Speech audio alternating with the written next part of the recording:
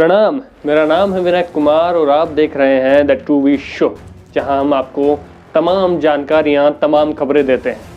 मैं आज फिर से बात करूंगा किसानों की। क्यों? क्योंकि 30 दिसंबर 2:30 बजे किसानों की बात होती है, सरकार से वार्ता होती है। और फिर नहीं, इस बार वो शब्द नहीं था, इस बार वो बेनतीजे वाला शब्द कहीं ना कहीं छूट गया है, क्योंकि कहीं ना कहीं सहमति बनी है। 4 विशेष मुद्दों को लेकर सरकार किसानों से बात कर रही थी और उन 4 में से 2 पे सहमति बन गई है। आपको 4 विस्तार से बताता हूं और बीच में हुए लंच की कहानी भी बड़ी इंटरेस्टिंग है, आपको वो भी सुनाऊंगा। पहले आप 4 समझ लीजिए। पहला किसानों का मुद्दा था कि सरकार तीनों कानून वापस ले, उन्हें निरस्त करें। इस पर सरकार ने क्या कहा?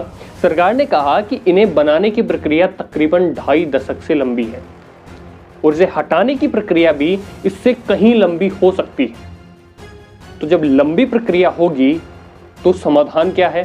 समाधान ये है कि एक समिति बनाते हैं जिसमें सरकार के कुछ लोग होंगे और जो प्रतिनिधि मंडल किसानों का मिलने गया है उसके कुछ लोग होंगे, और फिर वो प्रतिनिधि मंडल और सरकार के कुछ लोगों की मिलकर जो समिति बनती है, वो समिति इसकी खामियां और अच्छाइयां दोनों बताएंगी। उसके बाद में इस पर निर्णय लेते हैं। तो ये पहली बात थी, इस पे कहीं ना कहीं सहमति नहीं बनी और जब 4 जनवरी को दोबारा मीटिंग होगी तो इस पे दोबारा से बात होगी।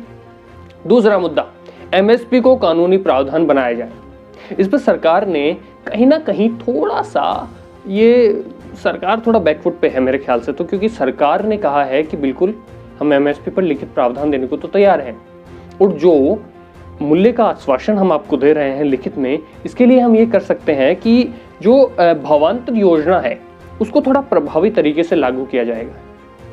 क्यों? ताकि किसानों को अच्छा दाम जो एमएसपी के आसपास का कम से कम मिलने लग जाए। ये कहीं ना कहीं सरकार ने कहा है, लेकिन इस पे अभी सहमति नहीं बनी है, यानी 4 जनवरी को फिर से मीटिंग होगी। अब सहमति कहाँ बनी है? पहली सहमति बिजली कानून पर, जो बिजली संशोधन कानून था उस पर सहमति बनी है। किसानों को इसकी आशंका ये थी, देखिए सहमति की बात दूसरी है क्योंकि ये अभी आया नहीं है, संसद में रखा नहीं गया है ये बिल, तो सरकार इसके बारे में मान गई है। यानी किसानों की आशंकाएं थी कि ये तो थोड़ा हमारे लिए प्राइवेट कंपनियां हमसे पैसा ज़्यादा वसूल करेंगी और हम चाहते हैं कि जो पहले राज्य सब्सिडी दे रहे थे बिल्कुल उसी तरीके से सब्सिडी अब भी देते रहें। अब ये सब्सिडी देते रहें तो हमें प्राइवेट जो कंपनियां हैं उनके चंगुल में नहीं फंसना साहब। तो सरकार इसके लिए मान गई है क्योंकि अभी संसद में नहीं रखा गया है, तो इस पर भी सरकार ने कहा कि हम इस पर और विचार कर सकते हैं। दूसरा कानून है पर्यावरण संबंधी अध्यादेश, जो पर्यावरण से संबंधित था और उसमें एक पराली का कानून था और उससे किसानों को बाहर करने की बात कही है। यानी कि जिसमें किसान और पराली का जिक्र किया है। किसानों को मांग थी कि उनके खिलाफ कानूनी कार्रवाई वाले प्रावधान से बाहर किया जाए।